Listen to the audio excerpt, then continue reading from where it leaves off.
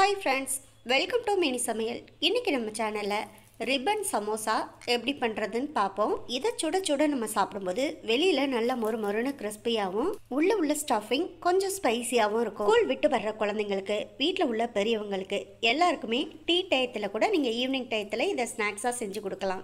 ரொம்ப சிம்பிளாக இதை பண்ணலாம். எப்படி பண்ணலாங்கிறத வீடியோக்குள்ளே பார்க்கலாம் வாங்க. அதுக்கு முதல்ல ஒரு பாத்திரத்தில் 1.5 கப் அளவுக்கு மைதா மாவு சேர்த்துக்கங்க. கூடவே தேவையான அளவு கொஞ்சமாக உப்பு சேர்த்துக்கங்க. 2 ஸ்பூன் அளவுக்கு எந்த ஒரு வாசனையுமே இல்லாத ரிஃபைண்ட் ஆயில் சேர்த்துக்கங்க. இப்போ உப்பு சேர்த்துருக்கிறதுனால மாவை ஒரு முறை நல்லா கலந்து விட்டுக்குங்க. அவ்வளோதான், நல்லா கலந்து விட்டாச்சு. இப்போ இதில் கொஞ்சமாக தண்ணி சேர்த்து சப்பாத்தி மாவு பதத்துக்கு பிசைஞ்சு எடுத்துக்கங்க. பாருங்கள், இப்போ நல்லா சாஃப்டாக பிசைஞ்சு எடுத்தாச்சு. இப்போ நம்ம பிசைஞ்சு வச்சுருக்க மாவு மேலே கொஞ்சமாக மாவை தூவி விட்டுக்கோங்க. அது எல்லா இடத்துலையும் பரவுறது மாதிரி லைட்டாக இந்த மாதிரி மாவு ஃபுல்லாகவே கோட் பண்ணி விட்டுக்கோங்க. இப்போ நம்ம மாவு ரெடி பண்ணிட்டோம். இது ஒரு 10 நிமிஷத்துக்கிட்ட ஒரு டவல் போட்டு அப்படியே மூடி வச்சுருங்க, இருக்கட்டும். அதுக்குள்ளே நம்ம சமோசாவுக்கு ஸ்டஃபிங் ரெடி பண்ணிக்கலாம். அடுப்பில் ஒரு பாத்திரத்தை எடுத்து வச்சு அதில் 2 ஸ்பூன் அளவுக்கு எண்ணெய் சேர்த்துக்கோங்க. எண்ணெய் சூடாகி வந்ததுமே 1/2 ஸ்பூன் அளவுக்கு சோம்பு சேர்த்து பொரிய விட்டுட்டு 2 பெரிய வெங்காயத்தை நீள்வாக்கில் பொடி பொடியாக கட் பண்ணிவிட்டு சேர்த்துக்கோங்க. இந்த வெங்காயத்தை நல்லா ஒரு முறை வதக்கி விட்டுக்கோங்க. இப்போ கூடவே 2 பச்சை மிளகாயை குட்டி குட்டியாக கட் பண்ணிவிட்டு சேர்த்துக்கோங்க. வெங்காயம் நல்லா வதங்கி கொஞ்சம் கலர் மாதிரி ஒரு பொன்னிறமாக மாறி வர்ற வரைக்கும் வெங்காயத்தை நல்லா வதக்கி விட்டுக்குங்க. வெங்காயமும் இப்போ நல்லா வதங்கிருச்சு. இதில் மசாலா எல்லாம் சேர்த்துக்கலாம். 1/2 ஸ்பூன் அளவுக்கு தனி மிளகாய்த்தூள், 1/4 ஸ்பூன் அளவுக்கு மஞ்சள் தூள், 1/2 ஸ்பூன் அளவுக்கு கரம் மசாலா. இப்போ இந்த மசாலாவோட பச்சை வாசனை போகிற அளவுக்கு நல்லா 1லேருந்து 1.5 நிமிஷம் வரைக்கும் வதக்கி விட்டுக்கோங்க. இப்போ வெங்காயத்து கூட நல்லா மசாலா எல்லாம் வதங்கி வந்துருச்சு. இந்த சமயத்தில் 2 சின்ன சைஸ் உருளைக்கிழங்க நல்லா வேக வச்சு அதை நல்லா மசிச்சு எடுத்து வச்சுருக்கேன். அதை இதில் சேர்த்துக்கலாம்.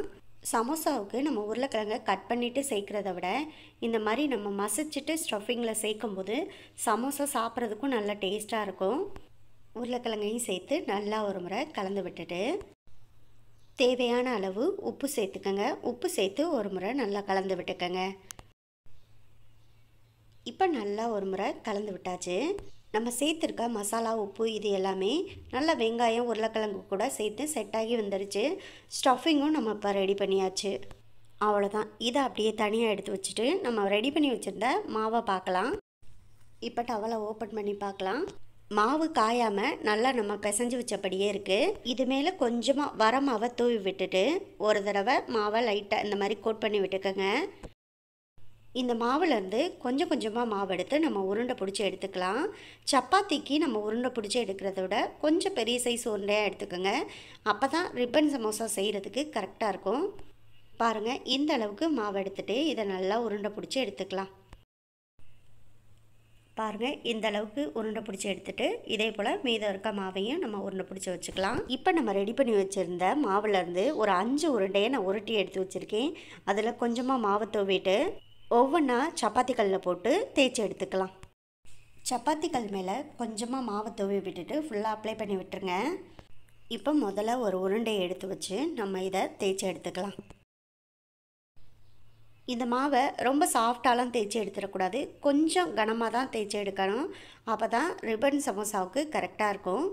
நம்ம தேய்ச்சி வச்சுருக்க மாவை இப்போ இந்த மாதிரி ஒரு அகலமான மூடி எடுத்து ரவுண்ட் ஷேப்பில் நல்லா கட் பண்ணி எடுத்துக்கோங்க.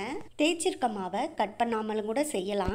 ஆனால் எல்லா ஷீட்டையுமே இதே மாதிரி நம்ம கட் பண்ணிவிட்டு செய்யும்போது ரிப்பன் சமோசா செய்கிறதுக்கு பர்ஃபெக்டான ஒரு கரெக்டான ஒரு சைஸில் வரும். அதே போல் இதில் குட்டி குட்டியாக ரிப்பனுக்கு கட் பண்ணுவோம், அதுக்கும் அப்போ தான் கரெக்டாக இருக்கும். பாருங்கள், இப்போ ரிப்பனுக்கு கட் பண்ணுறேன்.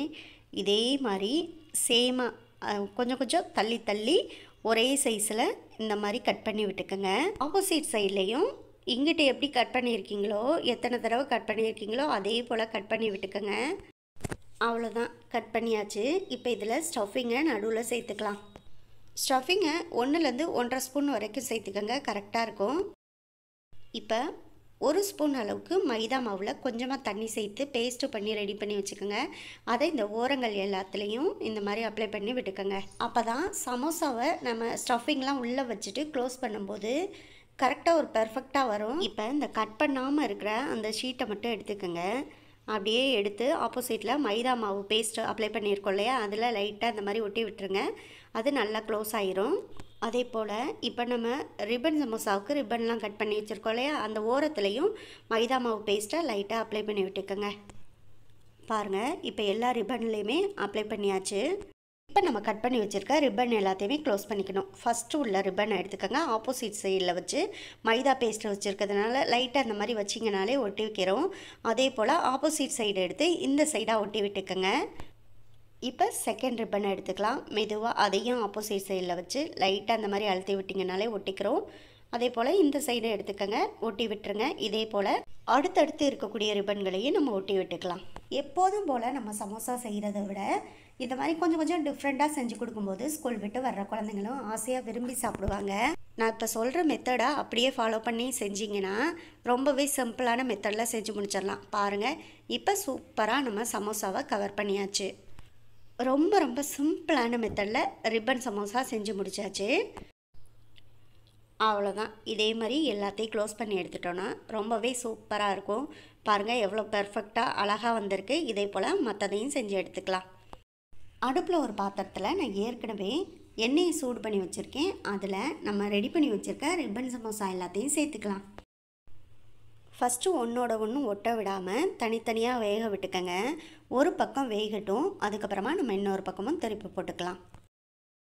இப்போ ஒரு பக்கம் லைட்டாக வெந்தோடனே இன்னொரு பக்கமும் திருப்பி போட்டு வேக விடுங்க. அப்படி இல்லைன்னா ஒரே பக்கமாக வேக விட்டிங்கன்னா ஒரு பக்கம் மட்டும் கரிஞ்சு போயிடும், அப்புறம் இன்னொரு பக்கம் வேகாமல் இருக்கும். அதனால் 1.5 நிமிஷத்துக்கு ஒரு தடவை 2 பக்கமுமே மாற்றி மாற்றி திருப்பி போட்டு நல்லா வேக விட்டுக்கங்க.